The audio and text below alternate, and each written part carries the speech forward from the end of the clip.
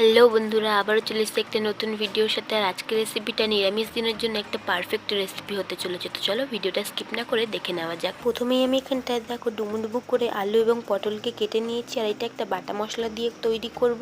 তার জন্য আমি এখানটায় বেশ কিছুটা কাজু বাদাম, পোস্ত, কয়েকটা গোটা মরিচ এবং কিছুটা গোটা জিরে নিয়ে ভালো করে বেটে একটা মিহি মিশ্রণ বানিয়ে নেব। তো দেখো আমি এগুলোকে শিলে ভালো করে বেটে পেস্ট করে নিচ্ছি। আপনারা চাইলে মিক্সি গ্রাইন্ডারেও বেটে নিতে পারেন। তো এই মশলাটা দিয়েই কিন্তু আজকে আমাদের পুরো রেসিপিটা হবে। তো দেখো প্রথমেই আমরা কড়াইতে দিয়ে দিলাম সামান্য পরিমাণ সাদা তেল। তারপরে এর মধ্যে ফোড়নে দিয়ে দেব দুটো শুকনো লঙ্কা এবং সামান্য পরিমাণ কালো জিরে। তারপরে এখানটায় গ্রাইন্ড করে রাখা আদা বা বেটে রাখা আদাও দিতে পারেন। আমি এখানটায় গ্রাইন্ড করে রাখা আদাই দিয়েছি। তারপরে কেটে রাখা আলুগুলোকে এখানটায় প্রথমে দিয়ে দেব।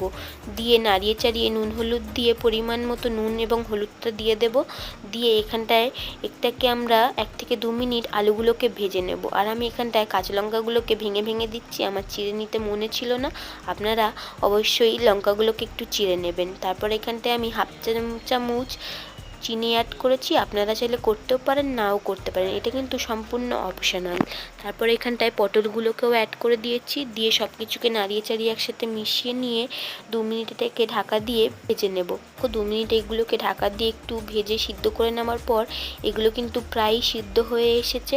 তারপর এখানটায় আমরা কিছুটা পরিমাণ জল অ্যাড করে দেব। বেশি কিন্তু জল এখানটায় আমাদের অ্যাড করতে হবে না, সামান্য করলেই হবে, কারণ আমাদের তরকারিটা একটু মাখো মাখোই হবে। তো দেখো তারপর এখানটায় আমাদের সব সবজিও একদম ভালো মতো সিদ্ধ হয়ে গেছে।